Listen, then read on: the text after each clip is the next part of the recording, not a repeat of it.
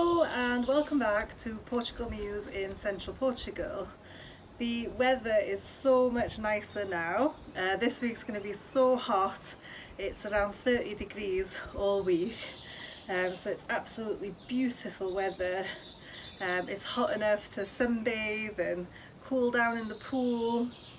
I'm almost finished in the vegetable garden.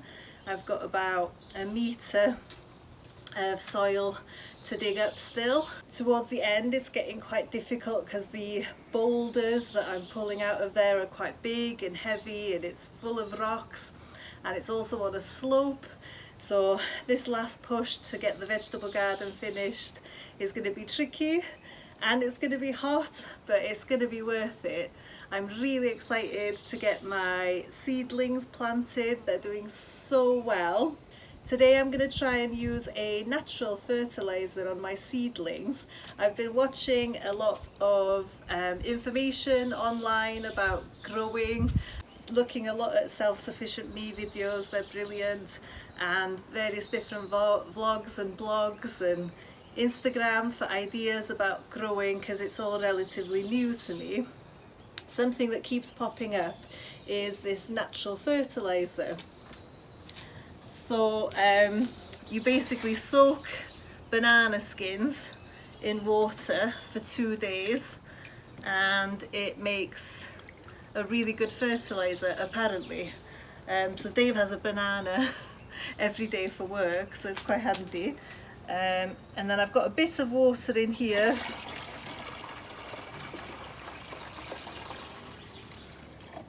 And then I'm going to see how well the seedlings respond to this fertiliser.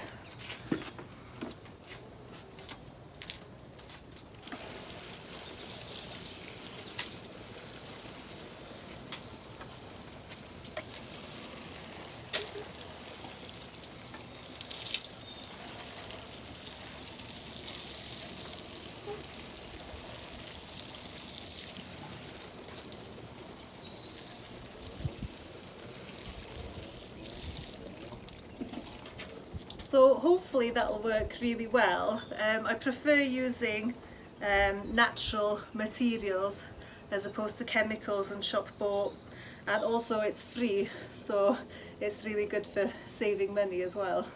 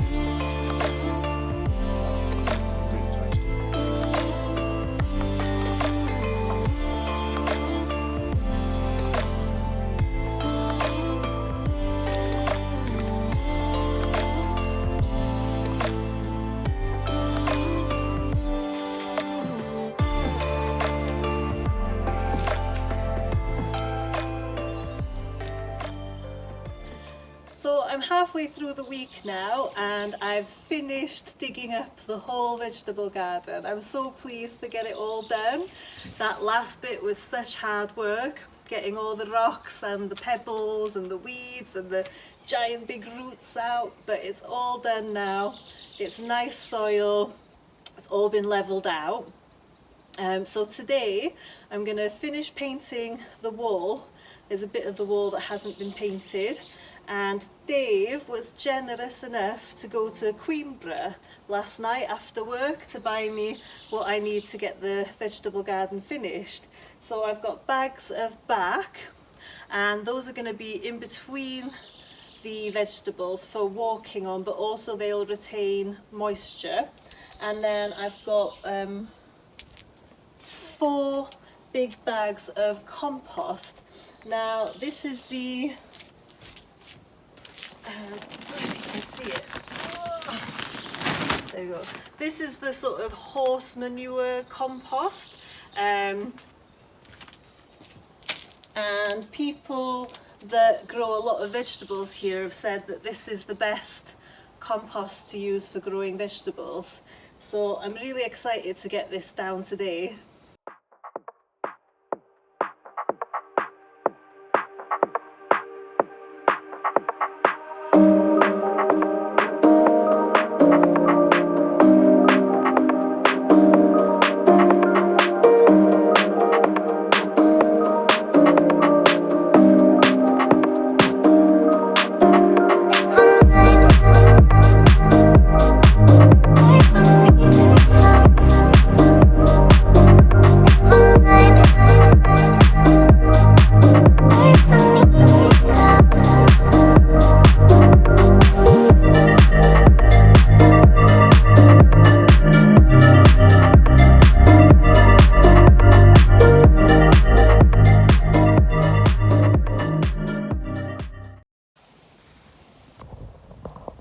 I've just finished painting the wall, and before I put my bark and compost down, I wanted to get a better idea of where I'm going to plant things.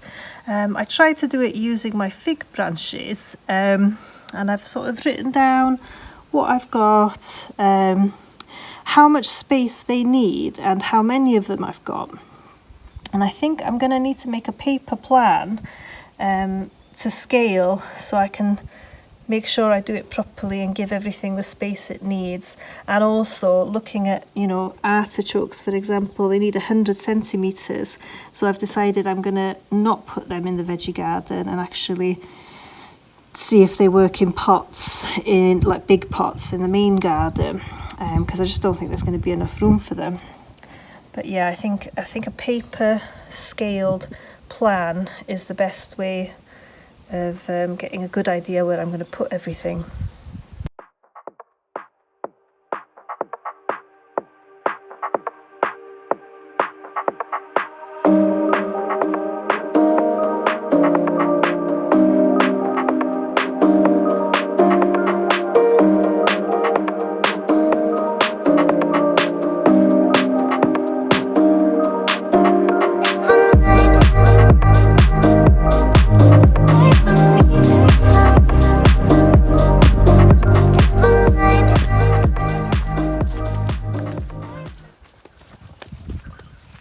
Wow,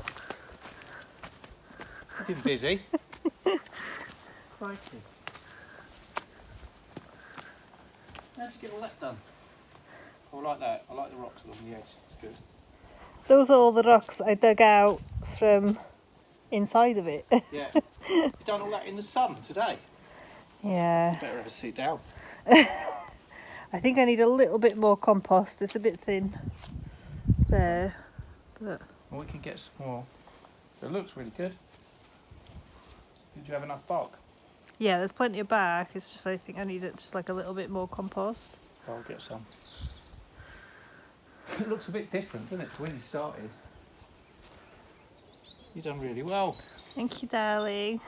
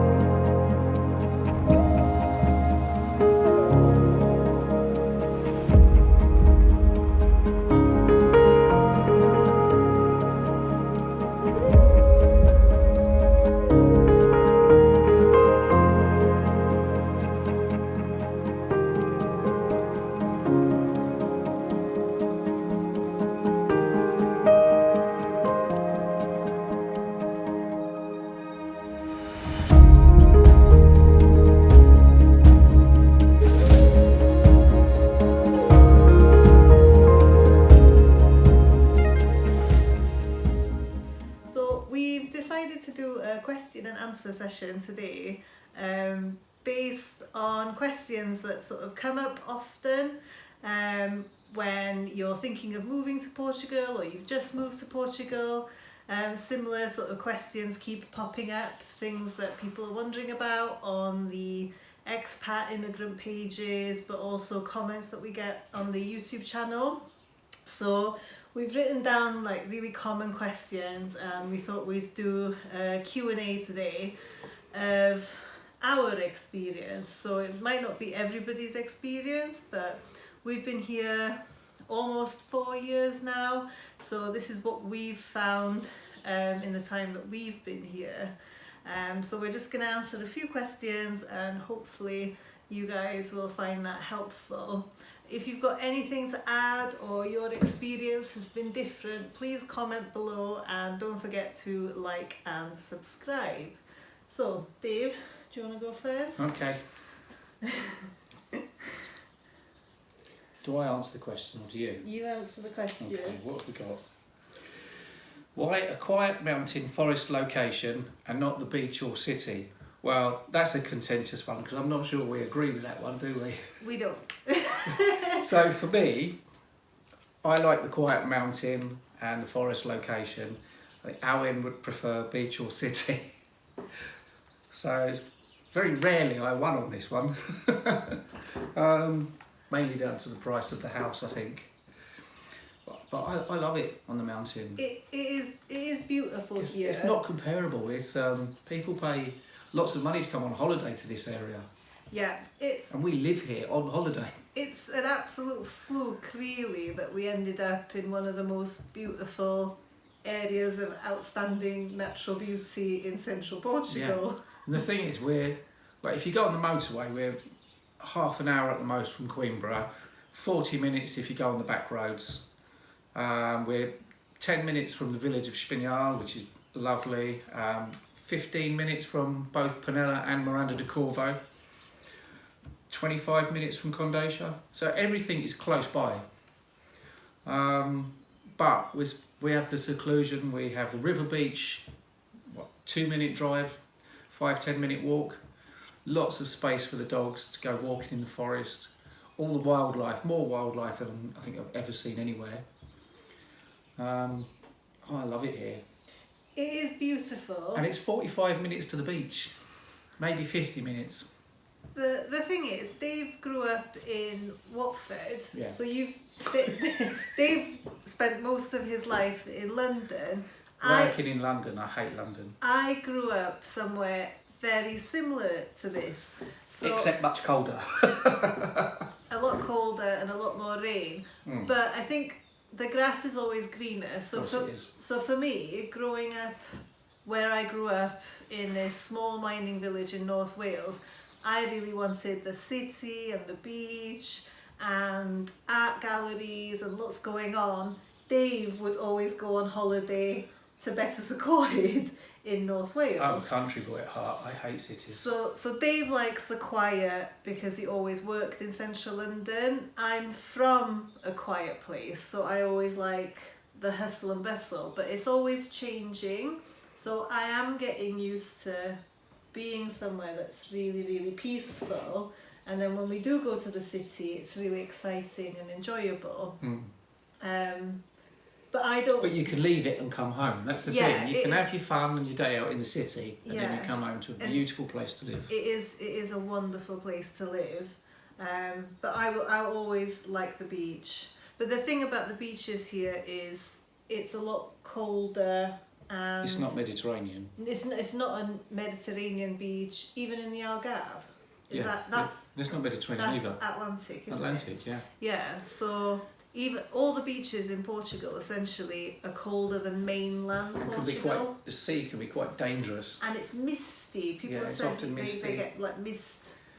You have to go on a very hot day without much wind. Nice day at the without beach. much wind. So if you want a nice day by water, preferably you want to live somewhere like this, where it gets to like 30, 40, and then you enjoy a river beach. Go to a nice river beach. And then there's you're not going to drown. And there's no sand. So you haven't got 20-metre waves. But in terms of me liking the city, I think Coimbra is I love Coimbra. It's half an hour away, and it's really up and coming. You find something new every time you go. So Lisbon and Porto are the hotspots in Portugal, like the two big cities. Yeah, I don't think they had what they had though. But Coimbra is definitely up and coming. Yeah. Okay, I cool. love Coimbra. Right, I'll do one.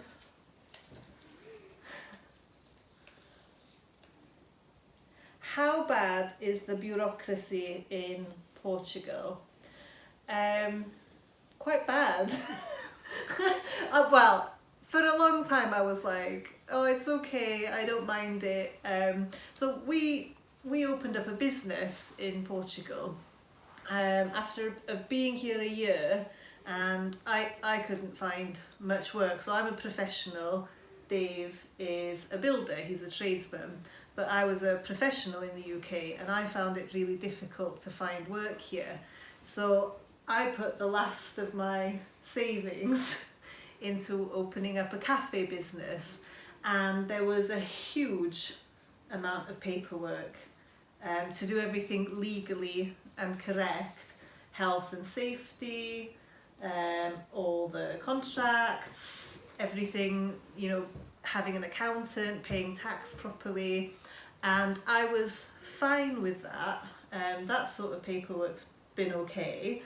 Dave did most of the paperwork in terms of us being immigrants. So in terms of all the research that needed doing, all the paperwork to have our residency, all sorts of paperwork for us being legal as residents to live in Portugal, Dave did, and I think you did that really well. I think it was very simple. And you found it really straightforward. So opening up a business in Portugal, straightforward. Doing all our legal residency work so that we can live here legally, straightforward. The only thing I have found difficult is when you get in trouble with the law. Yeah, breaking the law. breaking the law. So yeah, part of your punishment is to make it really difficult. So I didn't. We are talking very minor things here. Yeah, we're not bank robbers. We're not bank robbers.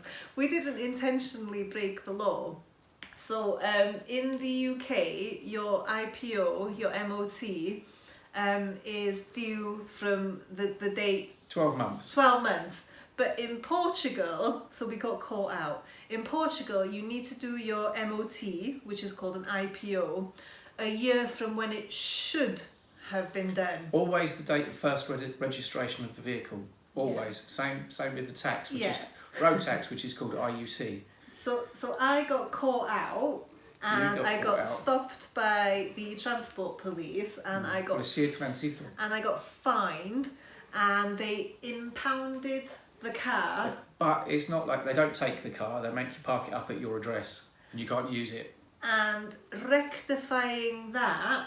Well, you can get a piece of paper that says you're allowed to drive it, but you have to jump through a lot of hoops to get it. So we've had to literally bend over backwards. Yeah. We've been to IMT. But it's effective though, because you won't do it again. I will never do it again, because it's been horrendous. It's been absolutely. It's still going on. It's still going on. Like several months later. The paperwork, and you can't do it online. You can't call someone. You can't send an email. It has to be face to face. So you have to go to the transport police in Coimbra face to face. Then you have to go to IMT. Several times like that. Face to face, and it can go back and forth. Or if you don't know any Portuguese, then we'll overtide you. And yeah, you need to have. You need to speak Portuguese. Some Portuguese or someone with you that speaks Portuguese to get through that. So we've done it. We've done it now. Yeah. We've done it, but that was the bureaucracy with breaking the law. I wasn't expecting that to be so traumatic. I think it's very good. I think it's effective. Well, it's done. It teaches you a lesson. It did teach me a lesson. It's worse than the fine. Yeah, but that was horrendous. So I will not be. Make sure you keep an eye on that in future. Keep an eye on when your IPO is due. Your insurance, your IUC. Make sure they're paid on time. Make sure they're done on time. So opening a business we managed, becoming residents we managed, changing our British driving licenses to Portuguese driving licenses we managed. With any of it. The only paperwork I found really challenging was when I broke the law. Criminal. and we had to fix it, which we fixed. Difficult. We fixed now, but it was Done, yeah.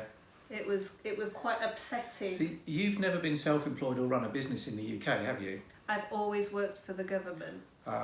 Running a business in the UK is no easier than here. No easier than here. It's, Okay. you know, in some areas it's much more difficult. Yeah. I think they've simplified certain aspects nowadays, like VAT returns and that sort of thing. I think they're easier than when I did it. I found it all very simple. Running the business here. And like Straightforward. the bureaucracy, I've never had a problem with it, but a Yeah. lot of people seem to. Yeah. To do with, but then I've always worked, like in building trade, there's so much bureaucracy and paperwork in the UK. I think I'm already used to it. What? With planning departments, with permissions. But being a teacher, the bureaucracy is I wouldn't know about that. It's absolutely I wouldn't bonkers in the UK. Yeah. So we're both used to it. We're both used to large amounts of bureaucracy. Yeah. If you're not, then make sure you thoroughly do your research. All the information's available online. If it's just in Portuguese, use open it in Chrome and it will translate to English. And don't be overwhelmed by it. There's a lot to do, but it's not too bad. And there are reasons for all of these things. You have to have patience. Patience, yes, that's very important. Lots That's a of good point. patience, which I Yes, don't always have. yes. Okay. IT systems are. Hang on. IT systems are. I think they're still on like Windows. What was the first? Windows. I'm sure they are. It's quite dated. They which sometimes makes it don't work. The difficult. postal system isn't great in all areas. For us, we're lucky. Our postman's brilliant, but not everyone has the benefit of a good, postal service. So things can take a long time. You'll find that they don't reply to emails very often Or answer the phone. or answer the phone. Your best bet is to just forget all about Face that. to face. Just go down there, face to face. Have prepared. If you don't speak Portuguese, have it all prepared, ready on your phone, translated. And you're going to find it a lot easier that way. Most of all, karma, patience. Patience. Yeah, and be prepared for it to take like Yeah, months. it could take a long time. Okay, was it easy finding and buying a house? Again, for us it was, but I don't think everyone has that experience. It was a fluke. Although No, it wasn't a fluke. Dave did a huge amount of research before we came here. I do a lot of research into things. And yeah, that's paid off, hasn't it? It paid off massively because we followed all the immigrant pages on Facebook and Dave was quite prolific with it before we moved here. I concentrated on selling all our stuff in the UK and the UK side of getting us ready. Dave was essentially already here and planning how it was going to... I'd already started learning Portuguese, how it was going to go. I knew how the systems worked. A plug here for Steve Robinson of what they call now, British Expats in Portugal on Facebook. Steve Robinson knows so much and he's very willing to help people. So he was very useful. He was very helpful, very helpful. The British immigrants in Portugal. The British immigrants in Portugal. That page was useful. The files are accurate. It's the only place you're going to get accurate information, to be honest, on Facebook. So there's some pitfalls with buying a house here, Yeah, isn't there? there are. You have to be careful. Keep your wits about you. Something that is very different to the UK. So the UK is a lot older in terms of houses being classified and land being classified. So it's a different system. In Portugal, you might have a house where a piece of the land on your land isn't yours, or a piece of the house isn't yours. So, it's possible. So something we did was we got a topographical survey. Yes. So we knew exactly what we were buying. Yes. And that was a big... Make sure your boundaries are marked down and registered with the land registry. Yeah.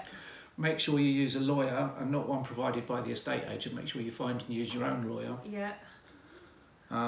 So we found our house on Facebook Marketplace, but it was being sold by the biggest estate agent company here, which is called Remax. Yeah. But we were looking for a very cheap house basically, and we found it on Facebook Marketplace, and it was being sold by Remax. The estate agent Sandra was Enriquez, yeah. beautiful, absolutely honest woman. She was realistic about what we needed to offer, and nobody was living here, so they just wanted to sell it. They wanted to sell it. You'll often find with the inheritance laws here, that the property may be owned, or the land may be owned by several different people, and they must all be in agreement. And that can cause some problems, I think. Another thing is that houses are often advertised at a far greater price than they're actually expecting to get. So don't be afraid of putting in a low offer, or an offer more in keeping with what you think it's actually worth, because they may well accept it. I mean, they're often advertised at prices far higher, and, I think they're just hoping that someone will pay it. Yeah. And also, a lot of properties have no price on them. Don't be put off by that. That's very normal in Portugal. That's quite normal for Portugal. A lot of things, a lot of houses, cars, they're often not advertised with a price. Just ask. It's not difficult. Just ask. Yeah. But in terms of how easy it was for us to buy a house, we went to view a lot of properties. We looked at a lot of properties. And we didn't like anything really until we saw this one. You need to go and look. Don't buy without seeing. I know some people that live quite a long way away do that. And then they're very good at taking pictures to make places look much better, or the pictures may have been taken 15, 20 years ago. Yeah, so the pictures can be deceptive. I definitely recommend, either paying someone to go and film it for you, because Nick, our friend Destino Nick, Portugal, Nick will go and film it for you. And just give you a realistic idea of what the property's like. But would you say we were lucky? We were lucky. Yeah. We were dealing with very honest people. Very nice people. Very nice people. So we were lucky. Yeah, and also you have to be careful about. So you can't you can't just buy a patch of land that's designated as rustic or rural, and then expect to build a house on it. It has to be designated as urban, and it's extremely difficult, near on impossible, and quite expensive, and it takes a very long time to change land designation. A lot of estate agents will say, oh yeah, you can buy this land and build a house if you have your dreams and whatever. It's not going to happen. It has to be urban if you're going to build on it. And also you need to check that a building is legal when you buy it, that it's all parts of it have been registered, that are included on the habitation licence if it requires one. Is it 1951? I think it's 1951. You have to have a habitation licence exemption. So it's slightly different. You need to do research on that. Every camera has different interpretations of what they call legal. Yeah. But a lot of houses have got illegal extensions or additions to them, which you may find you become responsible for, and they may have fines on them, and they may have to be pulled down. So make sure that all parts of the property are registered and legal. Which is why, you wouldn't expect to do that yourself. That's why you pay for a good lawyer, basically, which is what we did. We have a good lawyer. We did pay above average. We paid just over 1,000. But apparently that's quite cheap. That's cheap now. Was that? I don't know. Was that the going rate 3 years ago? I don't know, but she was very good. She was very good. So we paid 1,000. Yeah, but you can go to the conservatorio at the camera and check yourself for these things. But you can see a copy, and you can make sure it tallies up with what's actually there in real life, because it's quite important. But we were very lucky. Yes. Okay. Right, next one. Do you miss the food in the UK? I don't miss anything about the UK apart from my sons. This is my question. Oh, sorry. Do you miss the food in the UK? Yes, I do actually, and I don't think you were expecting me to say that. I like British food, and I like cooking, and I have eaten in some amazing restaurants in the UK. Selling food that's not British. Well, no, I like it. You like your gastropubs, your pies, your Sunday roasts. Living in London, why do you miss it? Because there's no reason why you can't have full Sunday dinners here, Sunday roast, because we used to sell Sunday roast in our cafe. If I cook them, Dave. Yeah. No one else is cooking this stuff. If I cook probably it. Probably about, but I don't know. It isn't about though, is it? Yeah. So we were. Well, I don't miss it because you cook it. Well, that's all right for you. But yeah, so do you miss the food in the UK? Yes. And I quite often cook British food here. I do like British food, but then also I love food from every country. We're totally embracing Portuguese food. We love Portuguese food, love and Portuguese food. we've been learning how to cook Portuguese food, and there's no shortage of amazing restaurants There's in everything here. Coimbra. Everything. There's some fantastic restaurants. There's one particularly in Pinella, Desasnando. Oh, that's very good. The food there's wonderful. There's an amazing Luzar. one in Luzar, Oburgo. Oburgo. So there's fantastic restaurants Fantastic here. restaurants here, yeah. But Amazing. do I miss And the sushi as well. The sushi is way better than in the UK. But do you miss the food in the UK? Yes, I do. I do Okay. miss it, and I'm fine. And I'm fine with Not saying fussed. that. I do. I miss Marks and Spencers. Some things I miss about the UK, and that's fine. But I wouldn't go back there. I just sort of try and replicate it here. Yeah, You're not bothered. I'm not bothered. Okay. You do like your pies though. But not that fast. Oh come on.